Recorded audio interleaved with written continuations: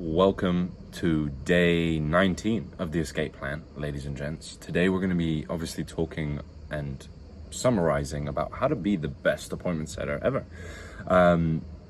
Appointment setting is fairly simple. That isn't to say it's easy and that you're necessarily going to be amazing at it, but it is fairly simple, especially if you understand the frameworks and you understand the right businesses to work with, and more importantly, you understand the mindset and the approach that you need to have as an appointment setter. So yesterday and the day before, we obviously spoke about appointment setting, the workflows, right? The training, the frameworks, etc. I need to stop touching the table because it's a bit wonky. But before I show you all of that, I need to show you how to think, right? Before I show you like any more about appointment setting or closing, like it's a mindset that you need to have and an approach that you need to have to really achieve the success that you want to achieve, quite frankly, with appointment setting.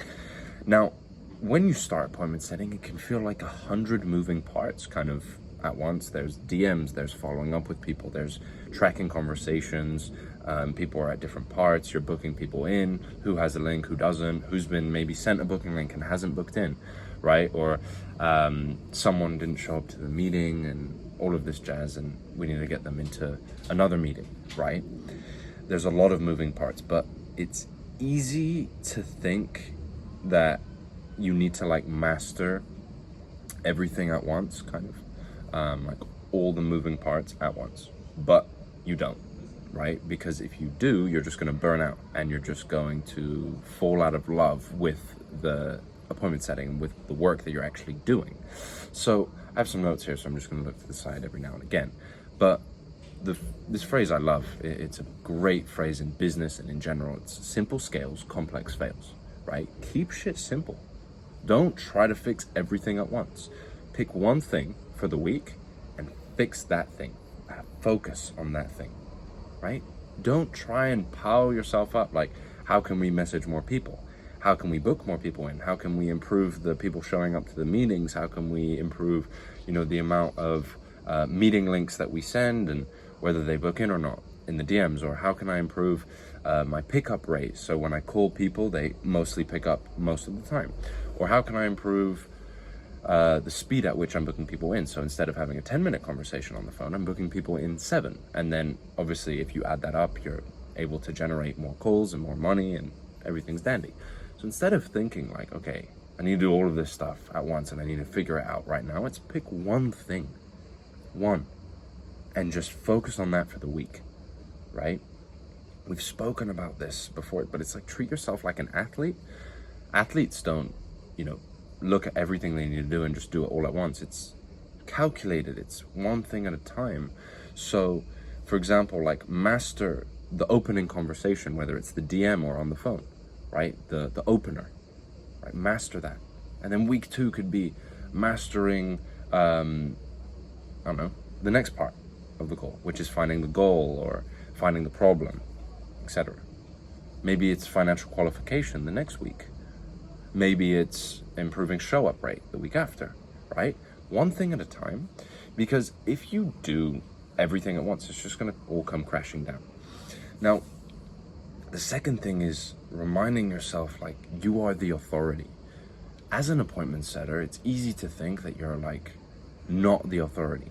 Like it can be a bit of, what's the word I'm looking for? Oh God, imposter syndrome. There we go, right? It can feel like a bit of imposter syndrome. And the way that you need to approach it is, okay, you're going to be talking to all kinds of people. People who are confident, people who are cold and shy, people who are arrogant, people who are, warm and know what you do and know who you represent and what you do, and they're like ready to rock and roll, right? You're going to have people from all kind of walks of life, and some of them might sound intimidating because they're like, let's say, making 50 grand and they want to make an extra 10 grand, right? And you're like, damn, this person's making 50 grand, I'm nowhere near that, right?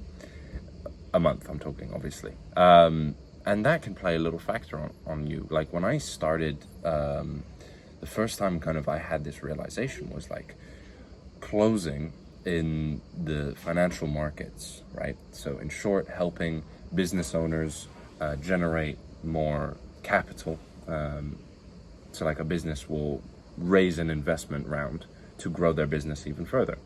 That takes a lot of money. Typically, these businesses are going to be raising millions of dollars. So these businesses, obviously, they're raising a lot of money, and therefore they need to, those numbers are kind of normal for them, right? But for someone like me, when I was starting out, like, I wasn't used to millions. I wasn't making millions. So the talking about millions like it was nothing was a bit of like a bit of a step, let's say, like a bit of a jump, and I couldn't quite see myself making it. But then I reminded myself, like, if they are here, they want help. They need help. And if I'm selling the help, then I'm the expert, not them, me.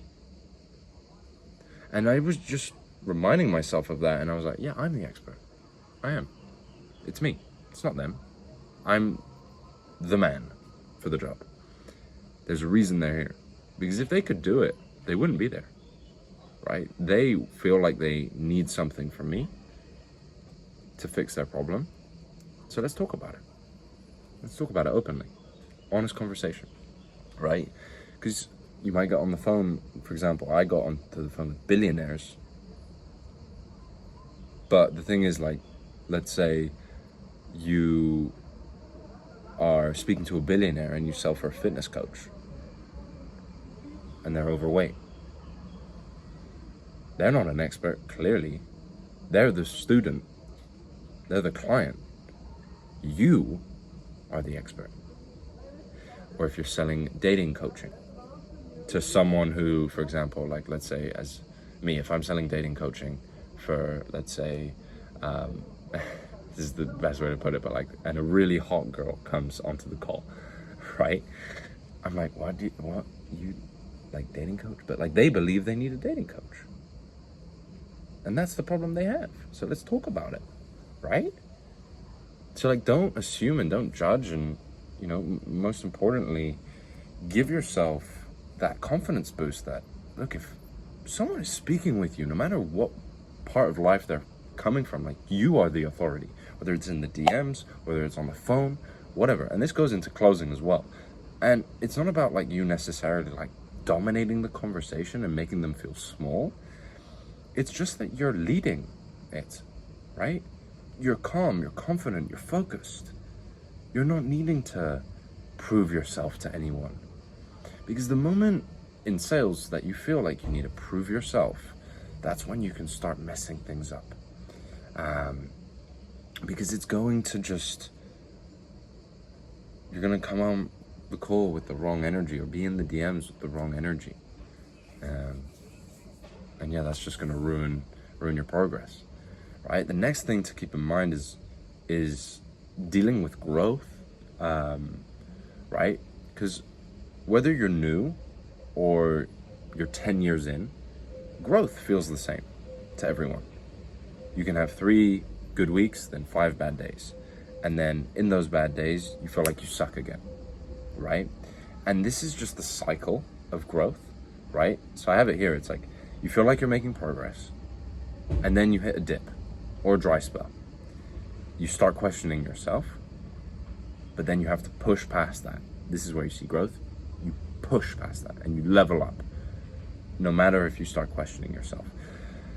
The questioning yourself, that's the inner bitch that we've spoken about in your head, that you need to say, shut the fuck up, right? Quite simply. You're making progress. Okay, you hit a dip, you hit a dry spell. But look back at maybe all the dips and dry spells you maybe had, not even if it's related to the growth in this area, but in other areas of life. Whether it's learning a language, an instrument, whatever. Naturally, you're going to make mistakes. You're going to hit dips. You're going to hit dry spells where it's just not clicking. But then remember that when you push through, that is when you saw the growth that you were looking for, right? So it's not about feeling amazing every day, because you're not going to feel amazing. Even I don't feel amazing every day. I have a cool life. Like the past few weeks, I've been traveling all over Europe with my girlfriend, seeing friends, seeing family. I'm having an amazing time, right? But still, throughout this, I have bad days. But it's about, no matter how I feel, I'm executing. I'm executing no matter how I feel. And that is the kind of level of mindset and authority that you need to have over yourself. It's you just keep going. Because the only way you fail is if you stop. That's it. If you stop. So don't stop. And you'll get there. Okay? Because this is something also to like remember with that. Is like I said, zoom out. Look at other areas of your life where you saw growth. And you'll look through it. It might not necessarily be like financially, but if you zoom out, you will see like you are improving month to month. Like I've had months where I've been at the same level financially, maybe for like a few months, and maybe it's gone down a bit as well for a couple months. That's happened to me. But I look at my life as a whole, and I zoom out, and I'm like, I've seen progress. Okay, maybe it wasn't financially, but my relationships, my mindset, different areas of my life, health, right? And that is important to remember, because it's not all about money, right? We're obviously here talking about how to make money, but it isn't all about money. Growth and success, they come in all shapes and sizes. So this is something I love to say as well. It's like, okay, never shit on people who don't want to make money, like a lot of money, because there's nothing wrong with that. Like I have friends who I'm friends with, and you know, they're not making tens and hundreds of thousands a month. I have friends who are, but I also have friends who aren't. And I have nothing against the friends who aren't, because it's what they want. As long as they support me and they're happy for me and vice versa, cool, we're chilling. But I don't care if they don't want the same things as me. It doesn't matter, right? So success isn't defined by money. Success is defined by the goals you have in life, whether it's family, places to live, languages to speak. And if you achieve your goals, you are successful, whether it's financial or not. And I think it's important, like, I'd love to hear in the comments, the past, I don't know, say 6 months, just write 3 things you've improved on. Speaking to people, talking to girls or guys if you're a woman, the way you look at yourself in the mirror, consistent gym sessions, like whatever it is, just write 3 things that you've improved in the past 6 months, in the comment section below. Because when you zoom out, you actually are able to see it. We're just humans, we're emotional, we like to just look in the micro, we're having a shit day, so everything sucks, everything's going wrong, and that's just not true, right? So it's important to remember that and to keep your head screwed on tight. That's why it's important to surround yourself with the right people as well, right? So the next part about it is like, it's about, right, there's this saying, I always talk about it with my business partner and friend. It's like, you make your 100% your new baseline, right? So like a year ago, for example, my 100% is my version today, 20%, right? And a year from now, my 100% today is gonna be a year from now, 20% again. And it's about this thing of like leverage, creating leverage, basically standards. It comes down to standards. That's basically what it is. It's improving your standards. Because when you start, the standards are lower than they are when you are 5 years in or 10 years in, right? They always need to be keep on improving, because if they're not, then you're just going to stay where you are. So it's important to understand how the top people think. The top setters and closers, they don't work harder. They don't push harder. They're just trained better. They've got more leverage. The leverage is their skill set. The more skilled you are at sales, the more meetings you're going to book as a setter, and the more deals you're going to close as a closer. End of, right? And so that is all it comes down to. It's not people who work harder. It's people who just work on their craft. And it's the same with anything in life. The best chefs, they're just really good at cooking, right? And they have a system, a process in terms of like organization and how to do this, whatever. They'll be able to make a burger in like 5 minutes, let's say. Whereas someone just starting out, it takes them an hour maybe to make a burger. And it's the same in every area of life, right? It's just training. That's it. Constant improvement. And there's like 4 stages of competence that you have, especially when you're like training, let's say like a new skill. The first one is kind of unconscious incompetence. you don't know what you don't know is basically what it is, right? So, for example, unconscious incompetence, what do I mean by that? It's, okay, I'm starting to learn, let's say, sales. Seems pretty straightforward because you don't know anything about it, right? So it seems pretty straightforward. Yeah, it's a skill. You just talk to people. Yeah, it's pretty easy. And then you have conscience incompetence, right? Conscience of really what you're not good at. You understand the skill now, and you're like, shit, like, it's actually a lot harder than I thought it was gonna be, right? There's this part of sales, there's rapport building, there's building the trust, there's objection handling, there's pitching, there's the start of the call, there's maintaining the frame, it's authority. There's a lot that goes into it, and you realize, fuck, like, okay, I'm good at this and this, but I have a lot to work on still, right? And then there's conscience competence that comes after that, which is, oh shit, like, I've improved on these couple things in like the past few months. Nice, like, I'm getting better. Like, I know I can do it. I just know I have to like focus and work harder. And the next stage is unconscious competence.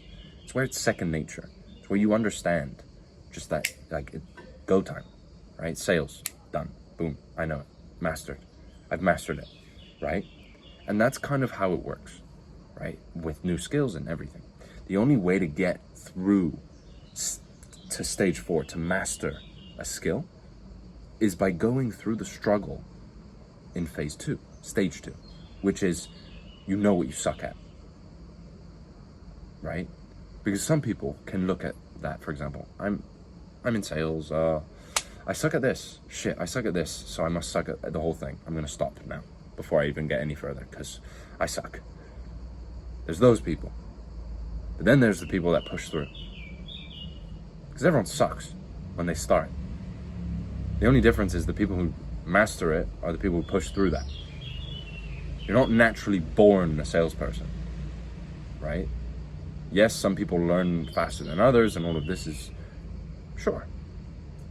But no one's amazing when they start. No one's mastering the skill when they start, right? So it's about pushing through, really pushing through. The next thing, it's how to start thinking like an A player. We've spoken about this previously, early on. But like I said, focus on one thing at a time. One thing that you need to work on every week. Not a million things on your plate, one thing. Focus. And the next thing is when you feel resistance, like when you feel like, I don't want to do that, or this sucks, or this is not good, push into it. Lean into it. Because that's growth. That's where you're going to see the most amount of growth. Don't run away from it. Running away from it, you're just going to stay where you are. And if you're watching this, it's clear you don't want to be where you are. So lean into it. Next thing, track what you're doing. Data is so important. Track the amount of conversations you're having, the amount of people, the bookings you're making from the amount of people you're speaking to, the amount of follow-ups you're doing, the amount of shows or no-shows that you're getting, right? Data is so crucial because it can show you where you need to improve. There's an ant on me. But data is going to show you where you can improve and where you need to improve. And also, like, what specific thing could be the most important for you to improve? Because if you're like kind of going in blind, you're just going to wing it. And you might get there, but it's going to take you slower. Right? That's why, like, clients work with me one-on-one. It's because we have the bird's eye view and we know what turns a winner into a winner. And we have the bird's eye view. We can see, we know exactly where, if they improve this tiny little piece, it's going to send them there. Whereas them doing it on their own, well, they're just going to probably pick the wrong thing to get better at. And so that's why it's important, like, track the data, right?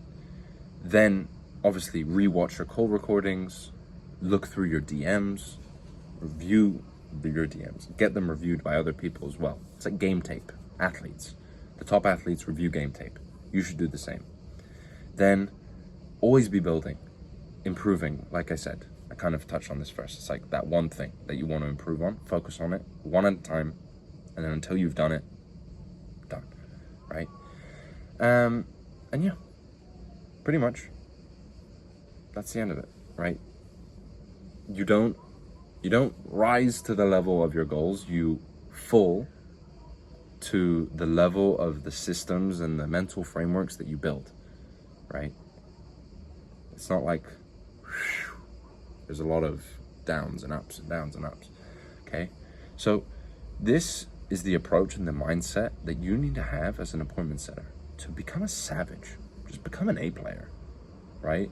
Like, the biggest thing I did was when I didn't book meetings or the amount of meetings I wanted because maybe the ads were underperforming for a week, I'd find my own leads to book meetings. That's an A player, right? You come up with solutions to the problems. That's what A players do, right? Don't beat yourself up. Silence the inner bitch. And let's make money, baby. I'll see you guys tomorrow.